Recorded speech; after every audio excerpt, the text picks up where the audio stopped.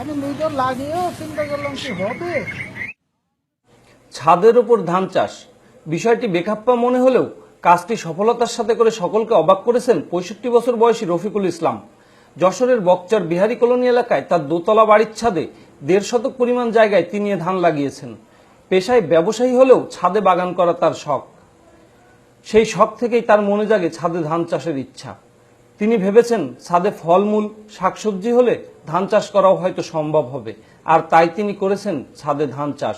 এখন ধানও প্রায় পাকার পথে, ফলনও হয়েছে ভালো। আমার বাড়ির ছাদের উপরে আমি বাড়ির একটা রেলিং দিতে হয়, একটা রেলিং দিতে গেলে অনেক খরচ।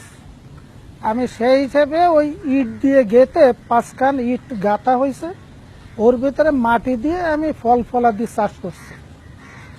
বেশ অনেক বছর ফল ফলাদি বেশ প্রচুর হয়েছে। তারপরে আমার একটু চিন্তা ভাবনা আসলে যে নতুন কি করা যায়।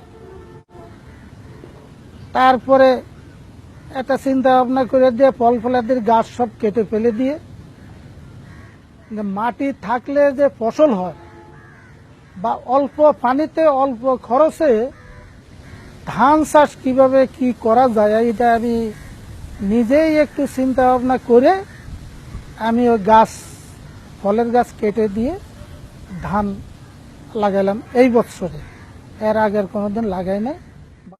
এর আগে সবাই ছাদে ফুল ফল সবজি সহ বাগান করার কথা শুনলেও ধান চাষের কথা কেউ শোনেননি। এমন অভাবনীয় আজব কাণ্ডের কথা শোনার পর বিভিন্ন এলাকা থেকে কৌতূহলী মানুষ ভিড় করছেন রফিকুল ইসলামের বাড়িতে। তিনিও খুশি মনে সবাইকে তার ধান ক্ষেত দেখাচ্ছেন, তাদের বিভিন্ন প্রশ্নের উত্তর দিচ্ছেন। রফিকুল ইসলাম আরও জানান, ধান রোপণের মৌসুমে তিনি বিরি 28 জাতের ধানের চারা রোপণ করেন। তবে সাধারণত ইরি ক্ষেতে যে পরিমাণ পানি ব্যবহার করা হয় তত বেশি পানি তিনি ব্যবহার করেননি। 2 থেকে 3 দিন পর পর শুধু মাটি ভিজিয়ে দিতেন। তিনি কোনো কীটনাশকও ব্যবহার করেননি, আর সার ব্যবহার করেছেন সামান্য। ইতিমধ্যে কৃষি কর্মকর্তারাও